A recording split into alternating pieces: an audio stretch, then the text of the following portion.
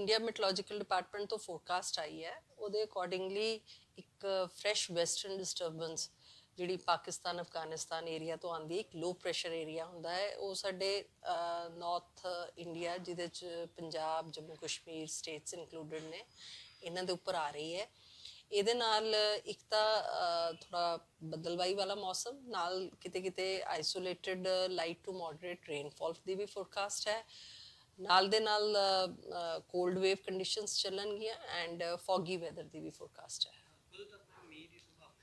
ਇਹ ਆਉਣ ਵਾਲੇ ਜਿਹੜੇ ਸਾਡੇ ਤਕਰੀਬਨ 48 ਘੰਟੇ ਹੈਗੇ ਆ ਉਹਦੇ ਵਿੱਚ ਫੋਰਕਾਸਟ ਹੈ। ਜਿਵੇਂ ਕਿ ਮੈਮ ਦੇਖਿਆ ਜਾਂਦਾ ਕਿ ਅਕਸਰ ਕਿਹਾ ਜਾਂਦਾ ਕਿ ਲੋਹੜੀ ਤੋਂ ਬਾਅਦ ਜਾਂ ਸੰਗਰਾਂਦ ਤੋਂ ਬਾਅਦ ਮੌਸਮ ਜਿਹੜਾ ਸਾਫ਼ ਹੋ ਜਾਂਦਾ ਹੈ, ਥੋੜੀ ਜਿਹੀ ਧੁੱਪ ਵੀ ਨਿਕਲਦੀ ਹੈ, ਪਰ ਇਸ ਵਾਰ ਠੰਡ ਥੋੜੀ ਜ਼ਿਆਦਾ ਲੱਗਦਾ ਕਿ ਆਉਣ ਵਾਲੇ ਦਿਨਾਂ ਦੇ ਵਿੱਚ ਸੂਬਾ ਵਾਸੀਆਂ ਨੂੰ ਹੋਰ ਥੋੜਾ ਠੰਡ ਦਾ ਸਾਹਮਣਾ ਕਰਨਾ ਪਵੇਗਾ, ਸ਼ੀਤ ਲਹਿਰ। ਫਿਲਹਾਲ ਜਿਹੜੀ ਫੋਰਕਾਸਟ ਚੱਲ ਰਹੀ ਹੈ ਉਹਦੇ ਅਕੋਰਡਿੰਗਲੀ ਅਜੇ ਕੋਲਡ ਵੇਵ ਚੱਲੇਗੀ। ਨਾਲੇ ਜਦੋਂ ਸਾਡੇ ਪਹਾੜਾਂ ਦੇ ਵਿੱਚ ਬਰਫ਼ਬਾਰੀ ਹੁੰਦੀ ਹੈ ਉਹਦੇ ਨਾਲ ਸ਼ੀਤ ਲਹਿਰ ਚੱਲਦੀ ਰਹਿੰਦੀ ਹੈ।